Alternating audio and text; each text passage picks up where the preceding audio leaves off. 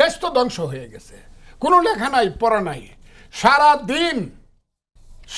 দিন ভাত খাইতে পারি না, রাত্রে ঘুমাইতে পারি না।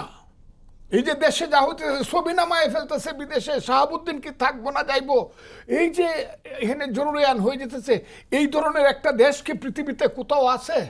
আমরা কি ইউনূস সাহেবকে, আর ওই যে ছেলেরা খালি নেতৃত্ব দিছে, ওই 500 ছেলে যা করছে আমি আমার এই ঠোঁটটা দিয়ে তা করছি হাসিনার বিরুদ্ধে, 500 জেলে যা করছে আমি এখন এর দাবি করব।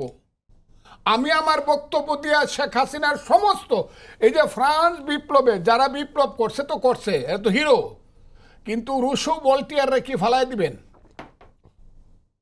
ফিলোসফি যারা দেয় তাদেরকে ফেলে দিবেন? ফজলুর রহমানরা এই দেশে হাসিনাকে কেন ফেলতে হবে? কিভাবে বক্তব্য যখন 28 অক্টোবর 2023 সনে যখন বিএনপির 10 লাখ লোকের মিটিং 10 মিনিটে ভেঙে দিল, সব যখন জেলখানায় অনেকেই চলে গেল, অনেকেই পালায় গেল, লাখ লাখ কর্মী যখন জীবনের ঝুঁকি নিয়ে যখন আসামি হয়ে গেল, আমি ফজলুর রহমান প্রতিদিন শেখ হাসিনার বিরুদ্ধে কথা বলছি, স্ত্রীকে বলছি তুমি বিধবা হইবা, ছেলেদেরকে বলছি তোমরা এতিম হবা, কিন্তু আমি ঘর থেকে পালাবো না।